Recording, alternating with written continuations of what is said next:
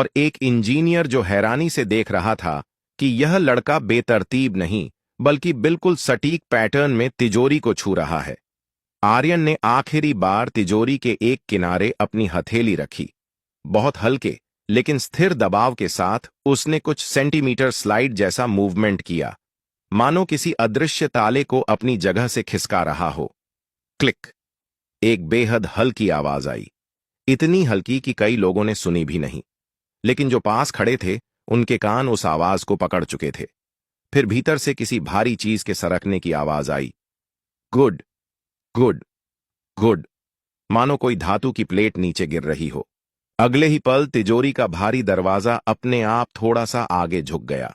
फिर आर्यन ने हल्के से धक्का दिया और तिजोरी का दरवाजा खुल गया। पूरा म्यूजियम सन्न रह गया। कुछ सेकंड तक किसी को समझ ही नहीं आया कि हुआ क्या है। फिर अचानक कैमरों की फ्लैश तेज हो गई। भीड़ में एक लहर की तरह शोर उठा, खुल गई! तिजोरी खुल गई! किसी ने चिल्लाकर कहा, इम्पॉसिबल! किसी ने अविश्वास में अपने सिर पर हाथ रख लिया। अमेरिकन टेक्नीशियन का चेहरा सफेद पड़ चुका था। वह दौड़कर तिजोरी के पास आया। जोड़ देखे, हिंजेस देखे, लॉक मैकेनिज्म को परखा। उसने अंदर झांका, फिर बाहर देखा और फिर आर्यन की तरफ। तिजोरी के अंदर न सोने के ढेर थे, न हीरे, न चमकते गहने। अंदर थीं चमड़े की पुरानी थैलियां, तांबे के सिलेंडर, सील लगे दस्तावेज, राजवंश की मोहरें और कुछ धातु की प्लेटें जिन पर पुरानी लिपि खुदी हुई थी। इतिहासकारों के लिए यह सब सोने से भी ज्यादा कीमती था। एक सीनियर इतिहासकार ने कांपते हाथों से एक दस्तावेज उठाया, लिखावट देखी, मुहर देखी और भावुक होकर बोला, यह तो उसी राजवंश की असली जमीन की संधियां हैं। उन्होंने कहा, यह वही मुहर है जिसके बारे में अब तक सिर्फ कहानियां थीं। यह तो इतिहास की किताबें बदल देगा। भीड़ में किसी ने कहा, हम सोना ढूंढने आए थे और हमें इतिहास मिल गया। अमेरिकन टेक्नीशियन, जिसने दुनिया भर में अपने टूल्स और कोड से अनगिनत ताले खोले थे, धीरे से बोला, यह असंभव है। न कोई दिखाई देने वाला की होल, न कोई कोड, न कोई कॉम्बिनेशन इनपुट। फिर तुमने इसे कैसे खोला? आर्यन ने शांत आवाज में कहा, सर, यह ताला मशीन से नहीं, याद से खुलता है। जब इसे बनाया गया था तब इसके तरीके एक खास किताब में लिखे गए थे।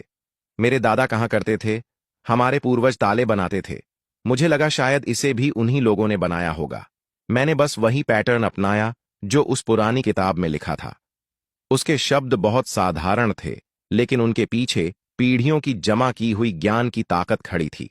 वह सिर्फ अपनी बात नहीं कर रहा था, वह अपने दादा, परदादा और उस पूरी विरासत की बात कर रहा था जिसे समय के साथ राजा के लोग कहकर भुला दिया गया था। सरकार ने तुरंत प्रेस कॉन्फ्रेंस बुला ली। आर्यन को मंच पर बुलाया गया। उसके फटे कपड़ों को देखकर कुछ लोगों ने कहा, पहले इसे अच्छे कपड़े पहनाओ। लेकिन आर्यन उसी हालत में हल्का डर और गहरा गर्व लिए मंच पर खड़ा रहा। एक वरिष्ठ अधिकारी ने घोषणा की, आज इस बच्चे ने सिर्फ एक तिजोरी नहीं खोली है, इसने हमारे इतिहास का एक बंद कमरा खोल दिया है। सरकार इसकी पढ़ाई की पूरी जिम्मेदारी लेगी। इसे पूरी स्कॉलरशिप दी जाएगी, चाहे यह इंजीनियरिंग पढ़े, हिस्ट्री पढ़े या साइंस। उसी वक्त हॉल के एक कोने से अमेरिकन टेक्नीशियन धीरे धीरे आगे बढ़ा।